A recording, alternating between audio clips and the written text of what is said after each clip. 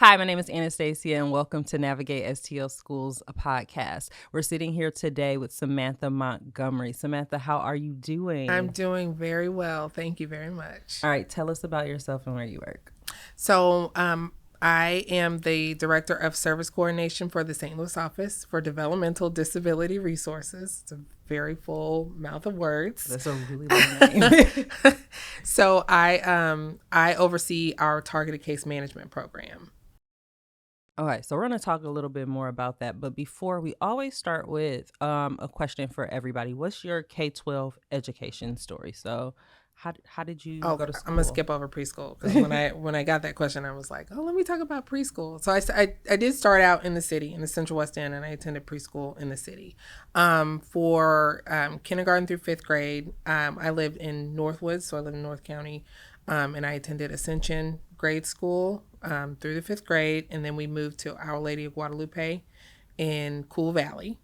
And from there, I came back to the city, back to the Central West End to attend Rosada Kane High School, which is now Rosada Kane Academy. Go Cougars! And that's my K through 12 story. Okay, so you work with individuals experiencing developmental disabilities, Mm-hmm. correct? What inspires you to do the work that you do? Um, I really I have a love for people. Just working with people, helping people be their best selves. And I knew I wanted to do some type of social work, and that just kind of led me into the field of developmental disabilities. I started out working with MERS Goodwill as a job developer. So that's somebody who takes individuals out and helps them to find employment. And I really enjoy working with this population. I feel like individuals with developmental disabilities, when they can be self sufficient, when they can be more independent, they can give back to their communities. And I enjoy being the person that helps them to be able to do that.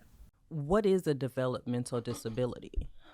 So, a developmental disability is a delay in cognitive development, and it can create a substantial functional limitation in one of six major life areas. So, like mobility, learning, recessive and expressive language, self direction, self care, and economic self sufficiency.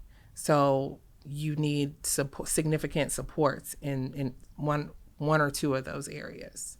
Significant support. So, how does the Office of Developmental Disability Resources support those individuals and their families? So we are what's called a Senate Bill 40 board.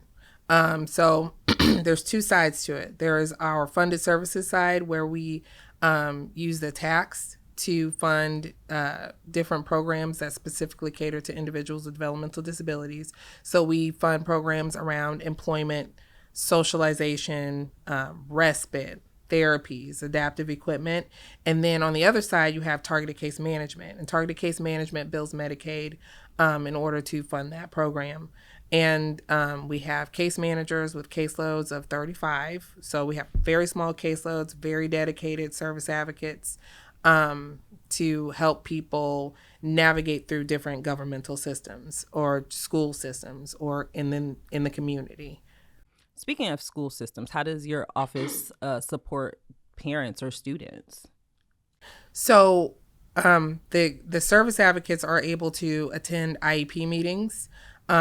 We are able to help parents with like maintaining housing because their housing affects their child's housing. We're able to help with in-home therapy, in-home parent training, respite for parents who need a break to go do other things, or spend time with other children in their home. Okay. And so, as we're talking about developmental disabilities and IEPs and things like that, what are some of the challenges that are facing families who have students with developmental disabilities in the education system? Oh, I think one of the biggest challenges is parents not knowing what services are available to them.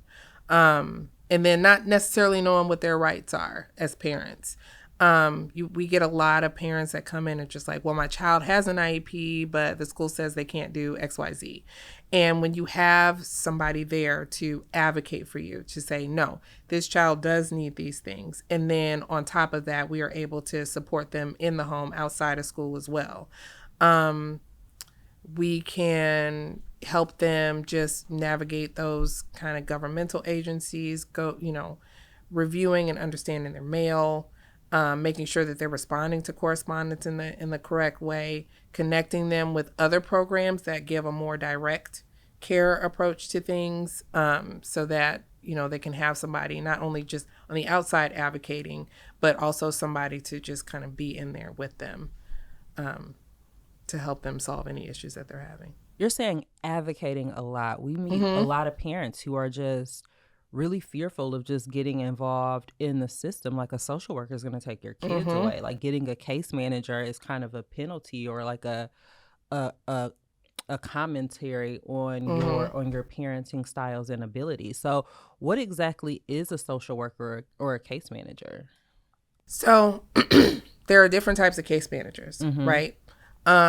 We call our case managers service advocates because that is a more accurate description of what they do. Mm-hmm. They're not just people. There's direct and there's indirect. So some direct types of case managers can, they'll come, they'll pick you up, they'll take you here. We are indirect case managers, to where we are more so helping you connect with those direct services.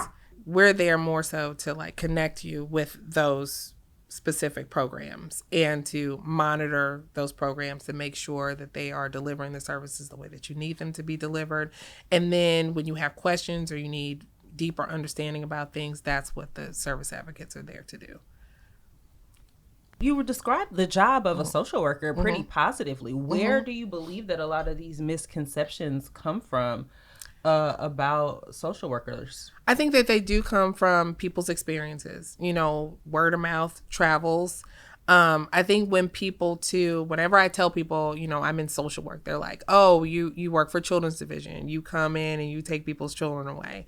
And it's like, no, there are vast amounts, and that's not what Division does either. Mm-hmm. But there are vast amounts of different types of social workers and social work in general.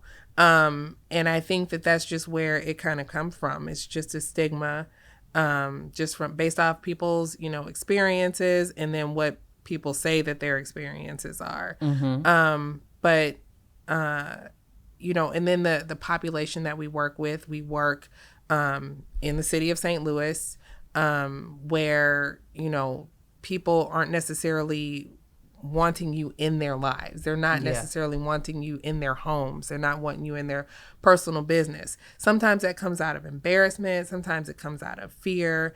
And I think just all of that compiled just makes it a situation where they're a little bit more resistant. Okay, so as you're talking about the work of a social worker and a case manager and supporting parents through IEPs and all of that, what do you think are some things that parents who have children with developmental disabilities should consider when they're looking for a school in the city of St. Louis? Um, what you really need to look for is somebody who's willing to be your partner. You need to, go into the school, look at the environment, meet the teachers, see what types of innovation technology that they have that they can offer your child. It needs to be specific to your child. Lots of schools offer lots of things for all children, but you really just need to focus on like, what can this school do for my child? How can this school best serve my child to be better and fully independent?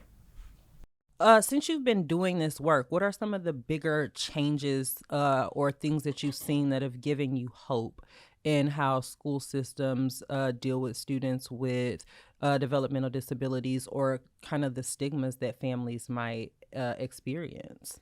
Um, I think the schools embracing different methods of, or embracing bringing those children with developmental disabilities just into the classroom. When I was younger, children with special needs would be removed from the classroom. I think just like the model is for the state, when it comes to residential placement, is to make sure that people are immersed in their community. So those children, developmental disability or not, should be immersed in their classroom with their classmates, given the opportunity to interact socially, to gain those necessary skills that they're going to need when they become adults. So I think the fact that the schools are embracing more of that model, using more technology so that, kids with developmental disabilities can interact and, without very much disruption, I think that's what gives me hope. So I have a nephew who is 5 years old. He has autism, and it's always an interesting time when they come to visit me for the summer because we're constantly rearranging so that we can make sure that he can be involved in the activities just like everybody else. And one of the things that has really stuck out to me this summer, they just left this summer. One of the things that really stuck out to me was to see the growth from his behavioral therapy going from last year to this year, but also to see some of the challenges that happen as little boys grow up and want to kind of have independence and play with other kids and do things like that. And I'm just the aunt. They come visit me Right. for a week in the summer, and I go to their house and drop off noisy toys, and I exit stage left. And I understand that for his parents, these are just going to be constant changes that are going to be happening in their lives. And so, what advice do you have for families that have these potential stigmas to overcome, like, maybe a tantrum in a museum or a very specific fixation on foods that for other people might seem a little bit embarrassing, but these are a part of their lives. So what advice do you have for parents who are just looking for ways to help other people understand what they're going through, but also to cope with these experiences on a day-to-day basis? My advice is to not be afraid of asking for help. You don't have to do this on your own, to know that you don't have to do this on your own, to get a partner. Know that there are services out there to help you. Start early. The earlier, the better, especially when it comes to therapies. You can really see a difference when people really start to get going in their therapy services. They're not just, something to do. It does take a while for things to start changing, but just to kind of stick with it. That's my biggest advice. It's just to stick with it.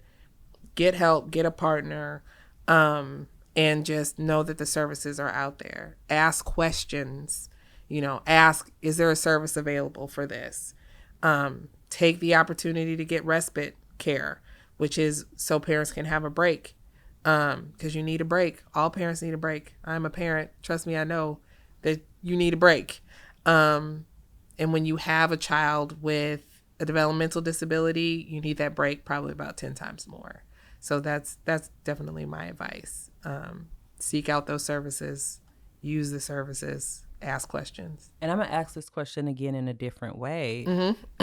A lot of communities, whether it be religious or cultural, don't believe in therapies. They believe that you can pray it away or discipline it away. Like, what advice do you have for people whose immediate communities might not be as receptive to those interventions to help support them in making that decision to move forward for their child? I think that's where the case